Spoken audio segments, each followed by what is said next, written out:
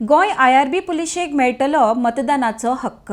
उत्तर प्रदेशात वेंचणुकेच्या ड्युटे खातीर गोंयच्या जे आयआरबी पुलीस यूपीत गेल्यात ते राज्यांत परततले आनी तांच्या जाग्यार दुसरे आयआरबी पुलीस यूपीत धाडपाचो निर्णय राज्य सरकारान घेतला।